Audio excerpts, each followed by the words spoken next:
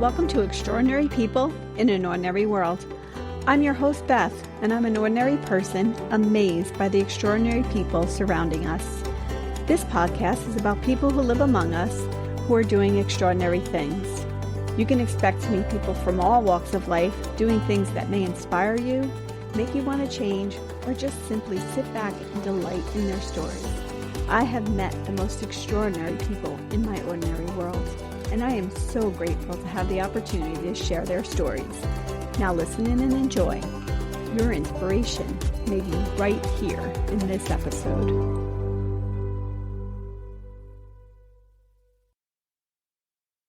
Welcome to February's edition of Extraordinary People in an Ordinary World. This edition will be a little bit different than typical because we're on today with 4 people. Myself, my daughter Natalie, a friend of ours Diana Schott, and Kate Hooks, another friend of ours. Today's episode is about 2 very extraordinary people that have come into our lives. Natalie met Kate back in Ithaca College, and then we both met Diana together a little over 2 years ago. Both Kate and Diana have MS. Their stories and how they get about their diagnosis is a little bit different. Their lives are a little bit different, but the lessons they have to teach us are very similar. So I'd like to start off by introducing my daughter, Natalie, and letting her tell us about how we met both Kate and Diana. So I met Kate back in 2016 when I first started occupational therapy school at Ithaca College. My path crossed with her very briefly, and then we rekindled our paths in about 2018, my junior year of college, where I started caregiving for Kate with a group of a couple other girls. And then Diana, oddly enough, I came across her on Fear.com, where she was looking for help, and I was like, wow, this is very similar to the work I used to do at school. And oddly enough, he came to find out our families knew each other and were friends, and I brought my mom, Beth, along to join the endeavor of caregiving for us. So that's kind of full circle how we ended up here. So I think what I want to start out with is asking each of you to tell us a little bit about yourselves, who you are, I guess if you want to share your age, that's fine. And what age you were diagnosed with your disease and then how that came about. So we can start with you first. Okay. Me first? Is that what you just said? Please. So, yes, my name is Kate, and I was fortunate enough to have Natalie as a part-time caregiver through Ithaca College. And so I am currently 46, and I'm terrible at math, so I have no idea how old I was when we met, but I'm sure you guys can figure it out. Much younger, I'm sure. So I was diagnosed with MS when I was 19. I was a sophomore in college, and I ironically had been recruited to go to college to run both track and cross country. And it was my sophomore year, and I had been having some kind of weird-ish things happen when I was running over the summer. Like my stride just felt a little bit weird, and like I'd take off my shoes and my right foot would feel a little bit numb, and I just kind of ignored it. So fast forward to our first race of the season, and I don't know if it was the kind of like heightened adrenaline that accompanied the race or what, but I mean, I had run, many miles the previous week, and I made it through like a 2-mile warm-up with no issues before the race, and the gun went off, and I was wearing spikes because that's what one does in a cross-country race. And I took off, and I made it like maybe 1,000 meters into the race, and I started having what I now know is called toe drop on my right leg. And I was so confused because I wasn't fatigued, I wasn't tired, I was in great shape, and nothing was hurting at all. But I couldn't lift my right leg up. And I still remember we were running on wood chip, which seems kind of like a bizarre footing to begin with, but wood chips were getting stuck in my spike. And I don't know if it's because of the way I was like stabbing my toes down into the ground or what, but within, I don't know, I probably made it about a mile and a half into the race, and I kept falling and then getting up and running again and having this really hard time lifting my leg up. And it was a home course at Colgate, and I come to the top of this hill, and at this point, the guy at the end of the race who drives a golf cart. So it was a home race. So one of my friends, my injured friends, was driving the golf cart, and he comes up upon me at the very end of the race, which is not where one ever wants to be. And he's like, Hooks, my last name is Hooks. Hooks, get in the golf cart. What is wrong with you? And I'm like, I don't want to quit because I'm not tired and I'm not in pain, but I also can't lift my leg up. But anyway, he convinced me. He was like, you're never going to finish this race if you don't get in the golf cart. And so I begrudgingly got in, and he drove me. It was like the course was on an old ski hill. So it was a big uphill course, and I was really psyched to finally be getting to the downhill portion of it. But I had to instead take the golf cart to the training tent, the trainer's tent at the bottom of the hill. So anyway, he dumps me out of the golf cart, and I was totally fine. I had no problems walking. And I'm telling the trainer what was going on, and the trainer understandably was flummoxed, and he wrapped my leg in ice because it was the whole leg that wasn't really working. So he wrapped my leg in ice and sent me on my way. At that point, I really wasn't I didn't really ever deal with the stress and anxiety of cross-country races very well. So I thought that maybe I had psychologically done this to myself. I thought it was crazy. And I still remember I was 19, and I don't advocate underage drinking, but I went back to my dorm room and I chugged a beer, and I hung out with my roommate for a while. And then I went for a 3-mile run by myself later that day and had no issues. So that just kind of furthered my assessment that I might be losing my mind. So see, this story drags on, and I apologize for that. But it took a couple more practices with the team that following week. And one of them, at the end of the practice, we had just finished an 11-mile run, and I had toe drop, and I fell right as we were getting back to the field house. And I went to the trainer, and he put me on the table, and he did strength testing with my quads and my hip flexors, and he noticed that there was a difference, and he said, I think this is neurological. And that was the last time I ran and the beginning of the quest to figure out what the heck was going on. And I first went to see, so I had happened to dive into a gorge. There are many gorges up here in Ithaca that previous summer, and I had broken my nose really badly. So I was like, oh, maybe I slipped a disc when I did that. So that was my original hope.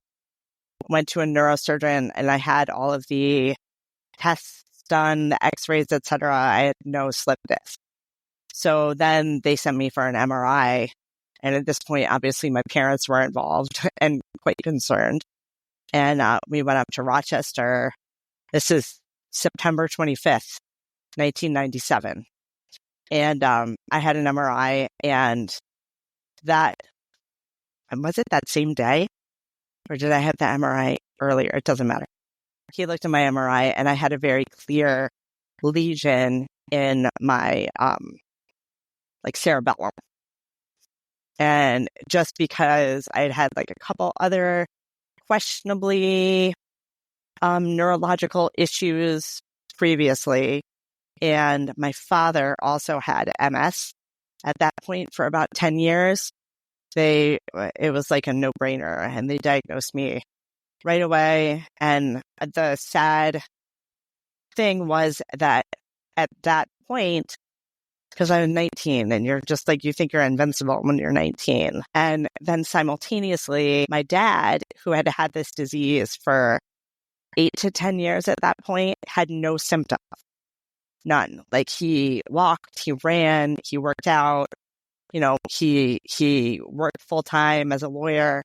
So I, unfortunately thought that, okay, this is like the best disease ever to get because this guy's totally fine. And I figured that as soon as whatever relapse was happening calmed down, I'd go back to running and live a pseudo-normal college experience.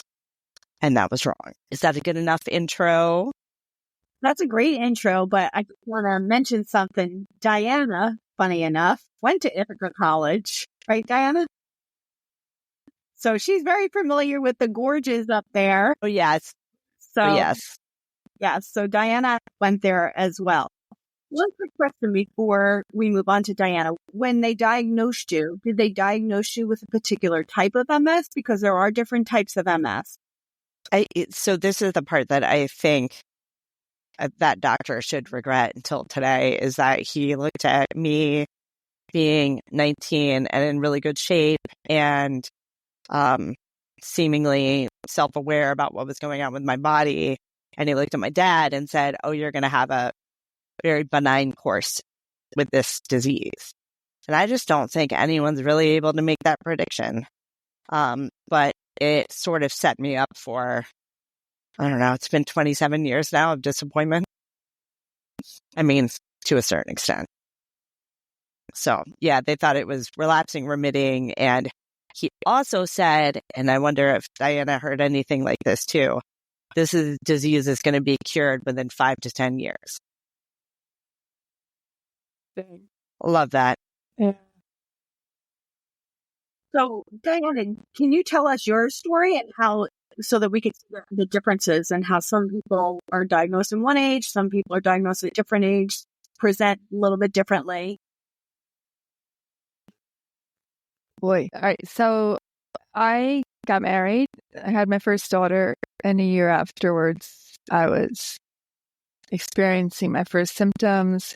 Started out with my entire left arm went numb. And at the time, I was a physical therapist in my own practice. So I went to see an orthopedist that I worked pretty closely with.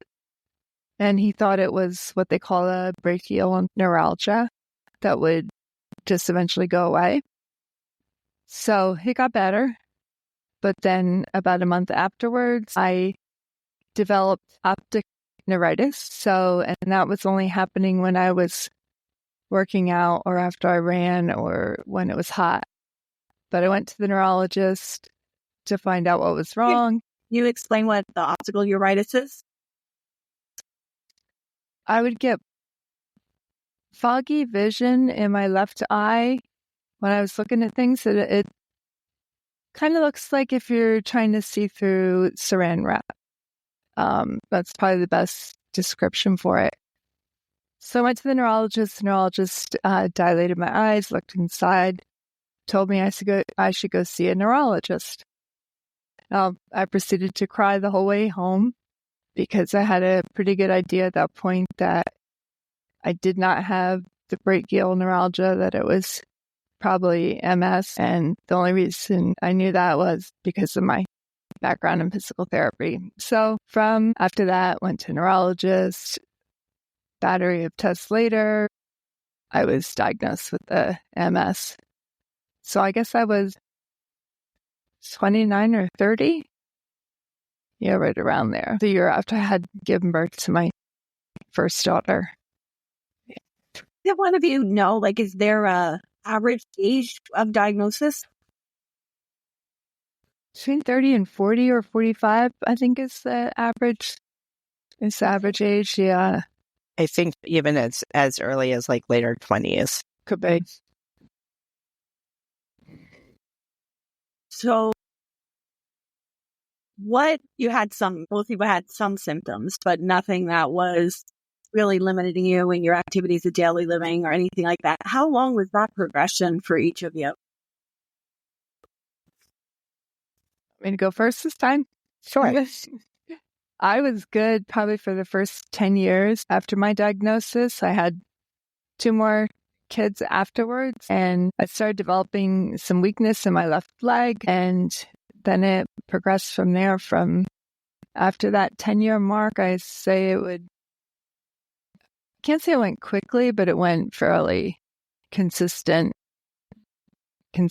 downhill from walking with a cane to 2 canes to using a motorized scooter for a while for long distances, and then eventually to the motorized chair where I am now. So I say I've been confined to the wheelchair, I think, for the last 10 years.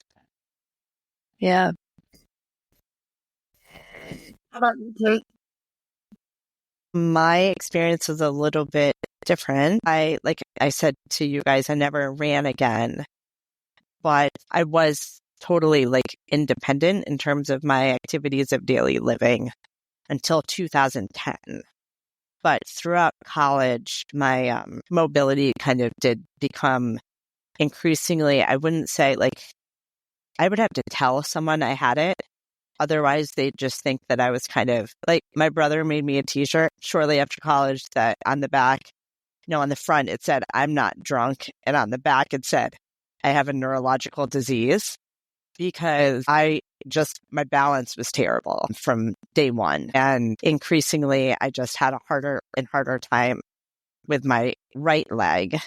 And like, I never had the typical MS fatigue, which I think is just kind of like a soul crushing exhaustion and you want to sleep. I've never had that, but I did have quickly fatiguing leg muscles in my right leg almost explicitly for my last 3 years of college.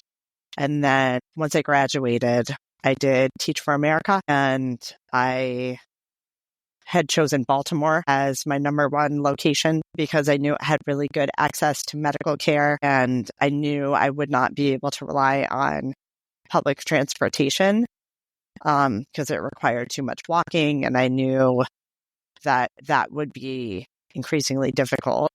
So I chose Baltimore because I wanted to get out of Ithaca. I wanted to live, I wanted to experience being in a city, but it needed to be a city that I could drive in and had really good access to medical facilities. And I still to this day, I'm very happy with my choice and ending up there. I found a neurologist before I had even started teaching. My first year of teaching was in 2000. I was 22, and I had found a great neurologist, and I'd already had a relapse. And at that point, I was having what I would characterize as a relapse every 4 months and go on IV steroids. And that was, I would go on 3 to 5 days of IV steroids every 4 months, starting from basically when I was diagnosed in September of 1997 through my early days teaching in the early 2000s. So in retrospect, I'm pretty lucky that I didn't have any horrifying long-term side effects from the IV steroids. But despite doing this and despite all the disease-modifying drugs I tried, et cetera, I ended up using a wheelchair only part-time, but I had it for distances, et cetera. In 2003, the summer of 2003 is when I got my first wheelchair. So, like I said, I'm terrible at math, but early 20s. And at that point, I really only used the wheelchair like to get from my classroom to the bathroom so that it wouldn't take me so long to get to the bathroom. And also, like if I would go to see my doctor and it was a long trek through the hospital, or if I were going to the mall, I would bring it. But like I didn't use it in my house. I didn't have to use it within my classroom. I actually kept it in my classroom. And then would just bring it home on the weekends. And that went on with kind of an increasing dependence on the wheelchair, probably until 2010. So I had the disease, for almost 13 years, I think, if my math is right. And at that point, I had a surgery called the Mitrophanoff, which was so that it enabled me to pee through my belly button because I was having a lot of urinary issues, and they were kind of prohibiting me from maximizing my planning periods when I was teaching because I was constantly having to go to the bathroom, and I have something called a neurogenic bladder. So it wasn't emptying itself and I was getting UTIs. And then, this was happening concurrently with my need to use a wheelchair more often. And then I encountered problem number 2, which was not all bathrooms are handicap accessible. So, I would have to call a restaurant before going to a restaurant and find out A, is the bathroom on the first floor, and B, is the bathroom accessible, because I couldn't independently get on and off a toilet without a grab bar. So my neurologist recommended a really great urologist who did this really fancy surgery, which I still to this day am happy I got. And I've told all of my college students that work for me, even if MS were magically cured tomorrow, I would still want to be able to pee out of my belly button, because that means no more porta-johns for the rest of my life. It's like my party trick. So I'm really glad I got it. But the anesthesia from the surgery really, I was never able to be fully independent after that surgery in terms of my activities of daily living. I needed, and I had fantastic roommates all along the way. And my roommate at that point, who I had met on Craigslist and was just, living with me, a perfect stranger, because she really liked me and my dog, basically became my first unpaid caregiver. And I just kept shaving her, making her portion of the rent a little bit cheaper because she was helping me more and more. And she was amazing. But I was having to call her and have her come in and pull up my pants for me because I couldn't stand and hold on to something and get my pants up. And she, thank God, loves cooking and baking. So she was basically cooking everything at that point, helping me assemble my lunch and helping do things like make the coffee in the morning. But after that surgery, I was like, this cannot all be done by just my roommate. And I looked on care.com and I found my Baltimore equivalent of Natalie, an OT student in Baltimore. And she would come over and help me get ready every morning for school. She would get to my house at 5:45 so I could be out the door by 7:15. And she'd make my breakfast and help me. I didn't need help showering or anything, but sometimes I didn't need help with getting my compression socks on and my pants up, and just, helping me with how long everything took. And she was my first caregiver, and I have had one ever since, to a varying degree of success. But that could be a whole nother podcast, actually. Some of my wild caregiving stories. I wanted to mention that because getting people to do care can be really difficult. And those caregivers change, I'm sure, frequently. I guess there's 2 things I want to ask here. Is how difficult is it for you to switch your caregivers? And the other question that I have, which I think is important for people who might be listening that are caregivers to people, is what's one lesson you would want your caregiver to learn? Both Natalie and I have been I haven't been Kate's caregiver, but I have done caregiving. And you certainly can, correct anything if you need to, Diana. But I'd love to know, how hard is it, number one, always have a change in caregivers? Because I think that happens for both of you. And if there was one thing that you can tell every caregiver that you would want them to know about caregiving for you or caregiving for anybody with a long-term illness that's chronic that needs help, what would that lesson be? What would that look like for you? Diana, you want to take that one first? take a second to think about. Yeah, I'm kind of stuck on that one. I mean, going through caregivers is probably one of my biggest headaches. I don't know about for you, Kate, too, but it's great when you have good ones, like I currently do right now. Training new people is exhausting. It requires patience, and yeah, everybody is so every caregiver is so different in the fact that most people are gentle and don't want to hurt you, and then they, for the most part, most of mine have been good in the respect that they treat me like a normal person. They don't treat you being stupid or anything, but I'd have to say in the outside world that comes up more often than it does in the caregiving world. I can. With having a caregiver, though, and especially training new people, there's a lot of vulnerability there, right? Very. A lot of vulnerability. You're counting on them to do everything. And, everything, really. I'm totally dependent on somebody to make sure they come in the morning. If not, I'm stuck in bed.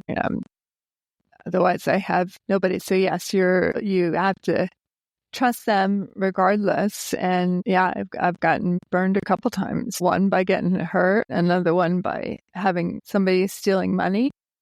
Yeah, it runs the gamut, and because you're allowing them into your home, which is your safe haven. So you hope they're going to be trustworthy, but unfortunately, this thing is personal space anymore either when you have a caregiver. So that is another vulnerability on top of that.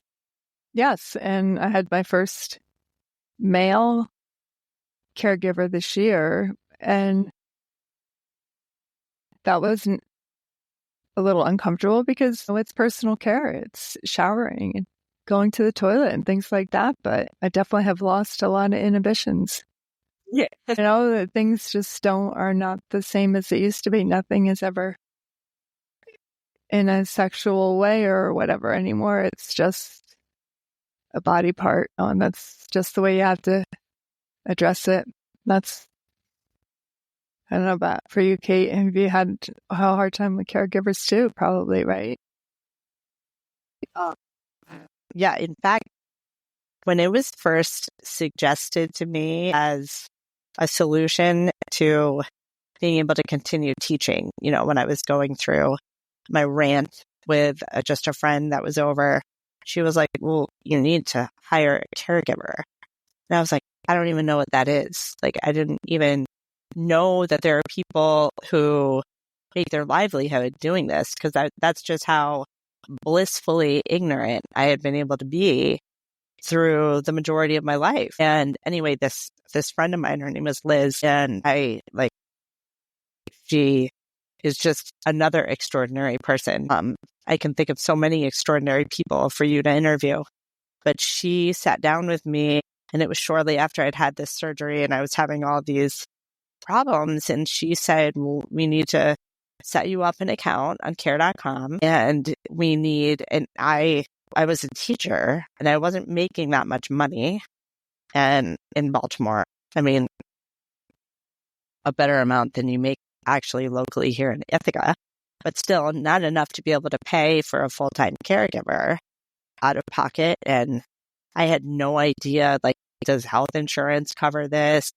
And the answer is no, unless Diana has a secret that I have not stumbled upon. You get no help at all from the state. And then, people, even my friend Liz was like, well, maybe there's a program through, working through, like, maybe people are trying to keep those with disabilities employed. So maybe, your employer can help a little bit with caregiving to keep you working. And no, that is not the case. So, I was kind of overwhelmed at the idea of how am I going to get the money to pay for this? At that point, it was very part-time. So it wasn't even really that big of a deal. And Liz was like, well, we just need to do fundraising.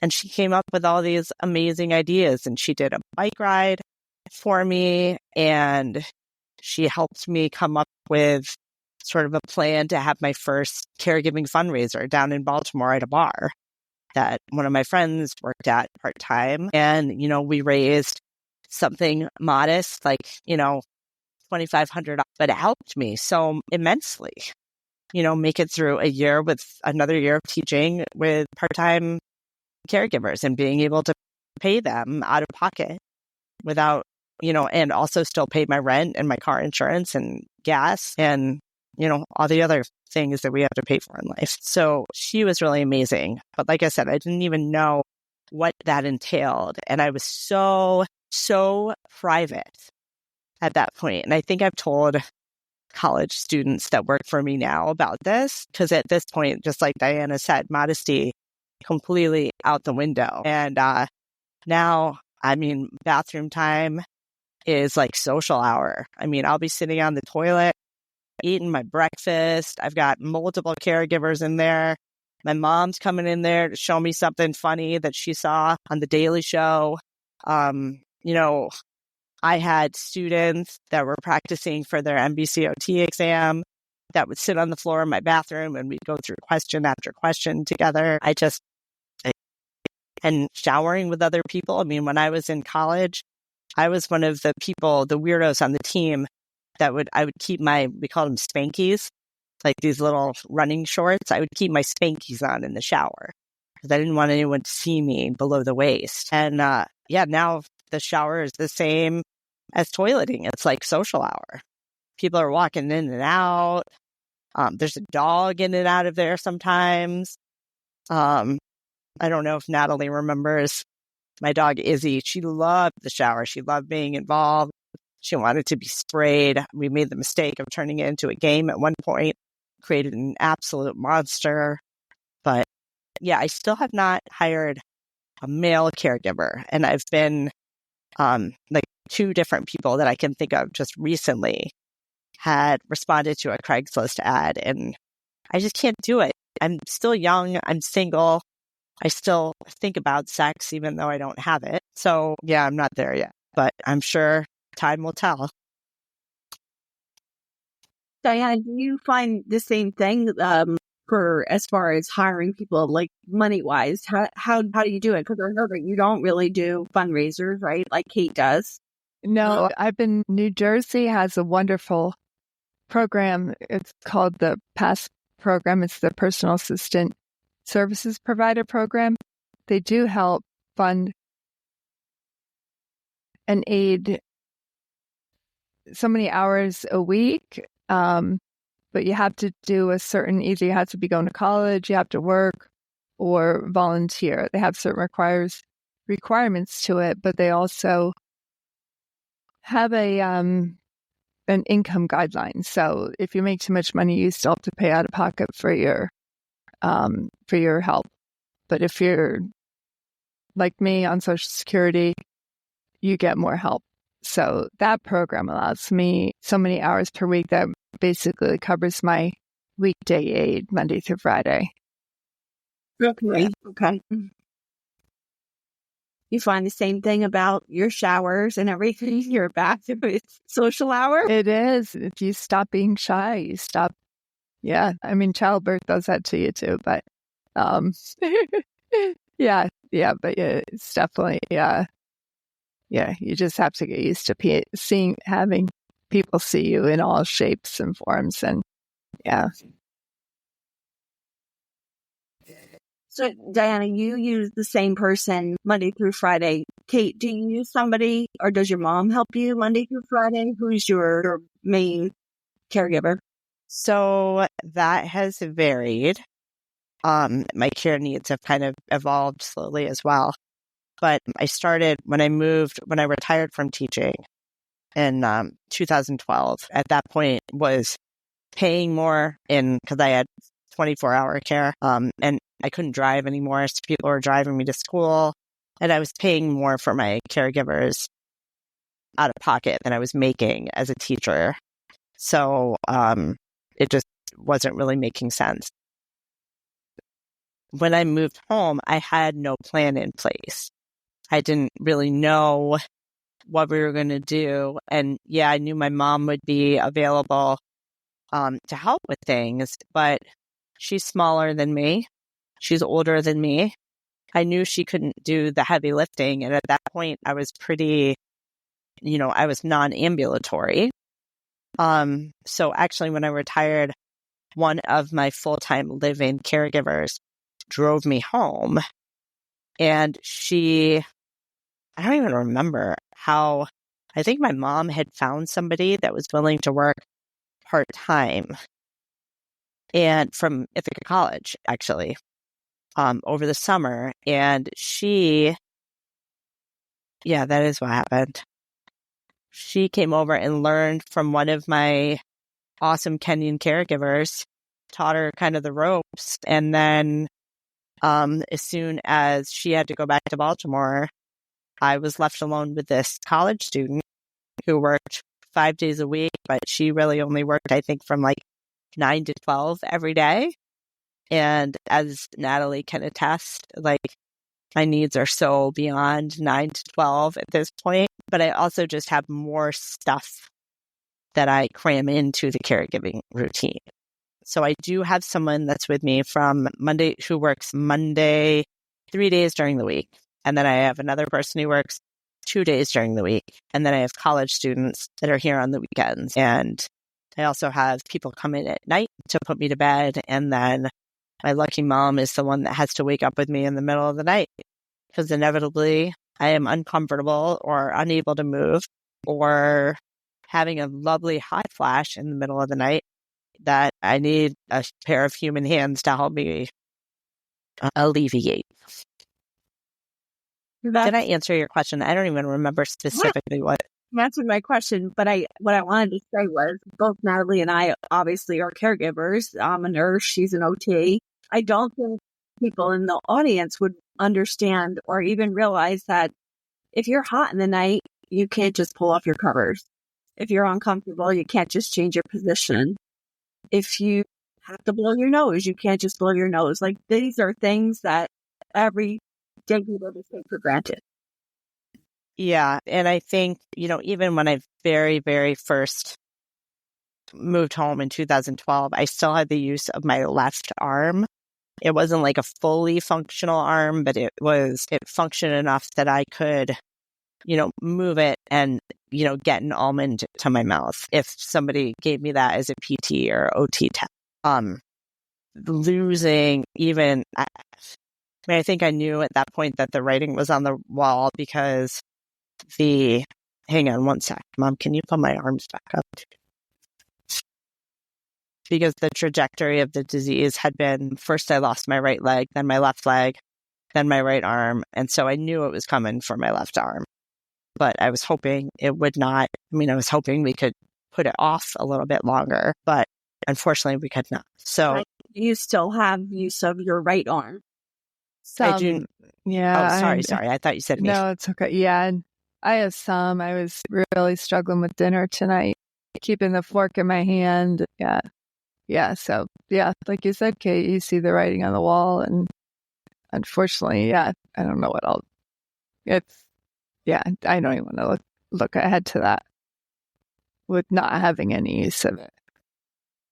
I can still move my left thumb. That and peeing out of my belly button are kind of my party tricks. Fortunately, it's not super functional, but I can move it. This might be a really hard question to answer, but what do you miss the most since your disease has progressed? And I'll let you go first, Diana. I miss my independence, being able to get up and walk, and whether it's walk out of the room, go to the bathroom, just to be able to go and do something that I want to do when I want to do it. And I was thinking about this. I also miss physical affection, being able to give it. I can't pick up my grandkids. I can't hug my girls. I can't hug my boyfriend. You can't, nothing. The most contact you get is your caregiving contact, which, it's great. You need it, but it's not, there's no emotion attached to it. And I guess that's a female thing more, that as women, we We like more physical, emotional connection to people or things or whatever. Even to my dog, I can't even give my dog a kiss. But yeah, and those are Me and Natalie, we definitely have emotion in it. yes, those are two. The emotion you're looking for, but both of you are very special people to both of us. So Those are two things: my independence and physical affection. Yeah, are two. Yeah. Well, I actually did write down notes on this because it was hard for me it was kind of hard for me to prioritize the different losses. And I'm sure Diana can relate to this as well. Like when I was first diagnosed, I thought my world was ending because I couldn't run. And I was like, that was my identity at that point. That was who I was. Who I was what I did. And, in addition to running, I was an avid horseback rider, and I've always been a very huggy person, someone who talked with my hands a lot. And when my legs stopped working and I couldn't, horseback ride or run or even bike anymore, I started swimming, fell madly in love with swimming. I taught myself, I had learned when I was a little kid, but I had forgotten how to read music. So I learned how to read music again and started playing the piano. And all of these things were, things that I grieved when I couldn't do them anymore. But 100% what Diana said, my independence. And I really do. I am surrounded by wonderful people and patient caregivers. But damn it, I want to put my own makeup on sometimes. And I can see why my hair looks messed up. Why can't you see what I'm talking about to fix it? It just drives me effing crazy. I'm trying not to swear. So that kind of irritates me. I could live without wiping my own ass. That's not that big of a deal. But being able to do my own oral hygiene and help make my outfit look better, just fix my shirt the way I want it fixed and fix my hair the way I want it fixed. And I do miss feeding myself, and I fed myself for as long as I could. And what I found myself doing was putting as much food as humanly possible on each fork, because I was like, okay, it's one less scoop. If I can get all the food that remains on my plate into my mouth on this last scoop. So anyway, to this day, though, I'm still like a wild pig. I love big bites. Just hit me with it. The bigger the bite, the better. But even feeding myself, while I do reminisce about, when you can see the perfect bite on the plate in front of you, exactly what you want to go with the turkey and stuffing. And it's just never quite right when somebody else does it. Even that I don't really miss that much. It is hugging people. It is physical touch and being able to pet my dog. I am just such a big animal lover, and I love spending time with my dog, and I love, going to, there's a nearby horse park. I spend lots of time at the horse park. I figured out how to feed horses carrots out of my mouth.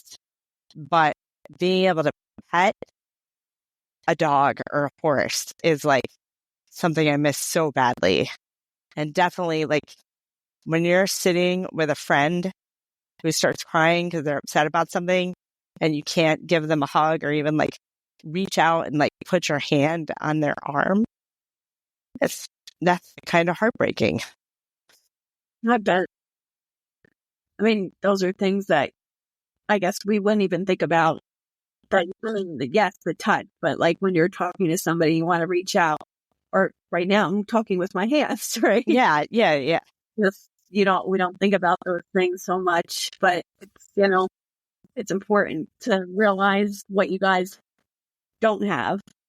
But what I will say, and I think Natalie agrees, is that you both have such big hearts, both of you.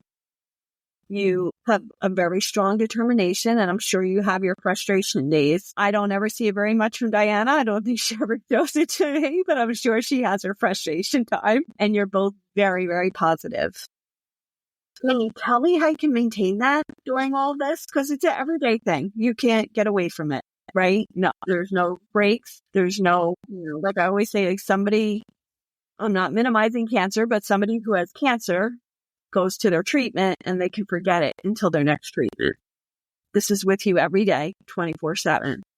So how do you maintain like the positivity that you both have and the resilience, the kindness? You're both very, very kind. I know, Diana, you're very kind to me when I'm there. I know you're kind to Natalie. Kate, I've never worked with you, but I've met you. How do you maintain that? Some days are better than others. I think it's just your outlook on life too. I mean, there's still things to live for. There's your family, your kids, your grandkids. And sometimes you just have to break the days up to say, all right, let me get through today. Tomorrow might be a better day. A better day than today. I can't look too far ahead in the future. Try and keep my focus more on what's going on now and taking it day by day. Yeah, I think that's how I do it. I don't know. You, Kate? So I thought about this a lot because I'm sure, Diana, that you've had people be like, oh, you're such an inspiration. Yeah. And I'm like, I'm not a freaking inspiration. I'm just living the circumstance that you cannot envision yourself dealing with. But if you weren't in this circumstance, you'd figure it the F out. Yeah, it's true. But I thought about this a lot just because I realized at some point I took a course through Yale on the science of well-being, and it was a really good course. They offered it for like a summer for free to anyone who wanted to learn, and I loved it. Shout out! Why can I not remember her name right now? I should give her a shout out. It'll come to me eventually. Lori Santos at Yale. Shout out to Lori Santos at Yale. But in that course, I learned, and I thought this was so fascinating, that people, inherent in people is kind of a set level of happiness that, and the example that was given was, if you're on a scale of 1 to 10, if you're a solid 8, and then even if you have a life-altering thing happen to you, like you lose a partner or, a child, or you get in a car accident and you become quadriplegic, you can go through, depression for sure, but eventually you kind of bounce back to whatever your set level of happiness was prior to the life-changing event. And I think that I inherited a pretty high level of set happiness from my dad. And he also had MS, and it became very progressive later in his life. And he died not because of the MS, but because of, complications that led to it. And when he died, I reflected on a lot of things that I got from him. And, including a pretty high level of set happiness. I just have a genuine, and this sounds so cheesy, but I have a genuine love of people. I really just like being around people. And as an extrovert, I get energy. I get my energy, and I get, I think, my positivity from being around people. And I also have, thankfully, a pretty good sense of humor. So even when things are relatively catastrophic in my life, at least in retrospect, I can find something pretty wildly funny about them. And I'm really grateful for that. And I guess, and also like Diana said, sometimes knowing that it can be so overwhelming if you look at your life, like, oh my God, what am I going to do if I have to do this for the next 40 years? I'm going to run out of money and I'm going to, like, what could happen next? What could I lose next? Like, I've already lost all my physical functions. What if I lose my brain or my speech or I panic about these things. And at the end of the day, you don't really have to get through the rest of your life. You need to get through that day. It's kind of, I know it's like an alcoholic's credence, but, you do have to kind of take it one day at a time. Unfortunately, you need to plan for at least the next week because you never know what's going to happen. And I can't get out of bed on my own either. But you really only have to survive one day at a time. That's a good lesson. Well, I know Natalie and I have both learned a lot from both of you. And I won't use the word inspirational because it's not the word that either one of you want to hear. But in some ways, you have become a role model for me on maybe happiness and resilience. And I don't want to get choked up about it, but I learned a lot, probably a lot more. I've gotten a lot more from you, Diana, than I can ever give to you. Put it that way. Like, I've learned more. You taught me a lot of things, and I can't even begin to tell you everything that goes through my head on a day that I'm with you. I just think to myself, boy, this woman is just amazing. And I can learn something from her every single time I'm there. And I do. You teach me so much. And Kate, I'm sure it's the same. And Natalie will fill in on that end of it since she cared for you. But I guess I want to say that I'm grateful that I've had you in my life. And you mean the world to me. I love having you in my life too. Both of you. Natalie? So my experience is a little different than my mom's because I've spent a lot of time with Kate, a good amount of time with Diana. So I kind of wrote down some life lessons that I learned from both of you. And Diana, I'll start with you. I think the big things that we touched on today were vulnerability and honesty when you're talking with caregivers. And I've seen a lot of caregivers come in and out of your life. And like we talked about before, it's kind of routine, right? So somebody has to get both of you out of bed in the morning and get both of you back into bed at night. And so I thought about routine and how important routine is. And that's something that I take away from that a lot is even routine in my own life, how that kind of grounds me. And how it grounds both of you is knowing that somebody's going to show up in the morning and knowing that somebody's going to show up at night to get you guys back to where you need to be. I think most importantly, though, I learned about kind of communication in those situations and how people dealt with those things appropriately or not appropriately. So sometimes people either don't show or don't talk to you about leaving, and that leaves, a lot of inconvenience and challenges for the day or the week or the month. Whereas if they were to communicate with you a little bit better, it might have been a more positive experience. So I learned a little bit about that, but most importantly with the communication aspect of things, I learned from both of you, but kind of showed with Diana recently in the last 2 years that you both really ask for the very specifics of what you need.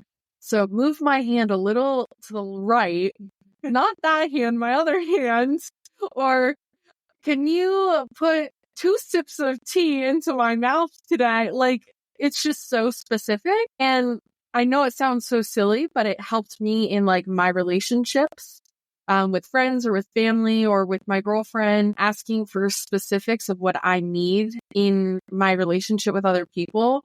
And I think you both utilize those things. And that's how you kind of survive and how you get cared for is by asking for the very specifics. But it kind of helped in my relationships because even this past year with my grand passing away, I remember my girlfriend specifically being like, okay, what do you need from me? And I was raw and honest and I gave her exactly what I needed. And that's what strengthens those relationships. So it's kind of the big takeaway of what I learned from you, Diana. And Kate, I met you so many years ago, so I've learned so many things from you. But I met Kate when I was a freshman in college, and I instantly knew she was going to change my life. I was at the very start of occupational therapy schooling. So I was at the start of my career, and really Kate was the foundation of kind of where I learned to do dependent transfers, dependent ADL, and activities daily living things. So she kind of is the foundation to my career and where I learned that I loved neuro. So you taught me those two major things, but you always say to make your problems the smallest part of your life.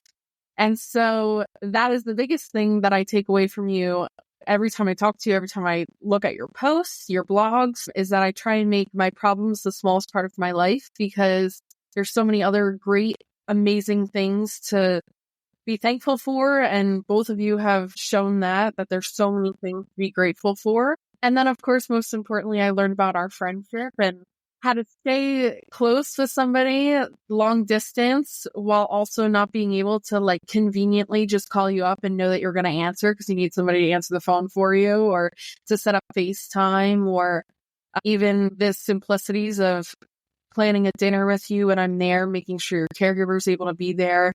So the planning and the routine of that, but knowing that if a friendship is good enough, it's going to last with all of those challenges anyway.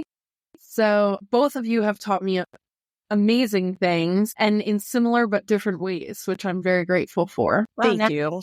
Made that really nice. So mine was not so nice. No, yours is She did she really has learned great lessons, and she teaches me them too from you guys. So, and of course I learned, which Diana kind of touched on, but people like to be really gentle when they come in and work with you. And for me, he was like, oh my God, can you be a little harder? Like, actually move me. So I actually learned how to, that was the foundation of my career. Is like, now I know, like, when it's a dependent transfer, it's got to be a dependent transfer. So those are the kind of foundations of my career, which was cool to learn from both of you. It makes me so proud. You brought a tear to my eye. And I'm a cold-hearted woman, so I don't cry very often, but thank you. And you guys, I mean, a good caregiver is like, I don't know what cheesy saying you could even think up. Like, there's not enough money in the world to properly compensate, somebody that gives you both the empathy and the compassion and the patience and the reliability and the willingness to just show up, even when I'm not in a great mood every night, because I'm not. And it means so much to me. And then also, like, I was a teacher, and like when we were talking about things that I miss the most, I'm very lucky in that I still work at a school. So I still get my daily fix with kids, high schoolers, but I love teaching, and I'm just a co-teacher now. And I think that's the best part about having OT and PT students come and work for me, is that I still feel like, yeah, this body really sucks, and I really hate that I'm in this circumstance, but somebody gets to benefit from it, and I love when they ask me to come into Ithaca College as a guinea pig patient. I love that, because I love, getting to tell my story and getting just to, show kids how to do sensation testing and stuff on my feet, or tone testing. Like, I really enjoy that. And I think, I'm also really lucky that there's a lot of stuff I still enjoy, even if I can't do the hobbies that I once did, in the manner that I used to do them. I still have, a way to teach and a way to surround myself with horses. And I go to my students' track meets, so I still get a fix of running every once in a while, and I cry at every single track meet that I go to. But I still am so happy to be there. And that's what life is, right? Diana, you were a runner also, right? I was, yeah. I went to, at Ithaca. Yeah, I ran track 2 years up at Ithaca. Oh my God. No. I actually found out that the woman, well, not woman, but the girl who was the a senior and the captain of my track team, she also has been diagnosed with MS. Wow. I lost touch with her ages ago, but it was pretty, and there's another guy who also went to Colgate on the track team, and he also has MS. And those are just the people that I know of, but it is kind of wild. Wow. That's odd. So in conclusion, I do have a tough question. And, you can pass if you want, but I'm hoping that you'll share.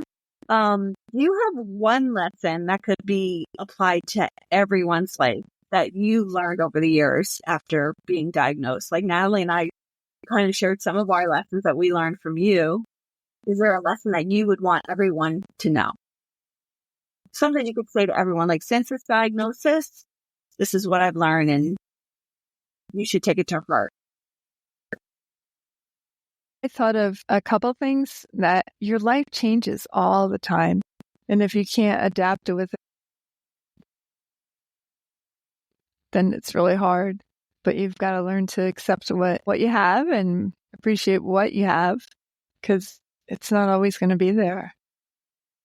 Yeah. I mean, and the other thing is that you hate that saying, but don't sweat the small stuff. But you learn not to let a lot of things bother you that used to bother you.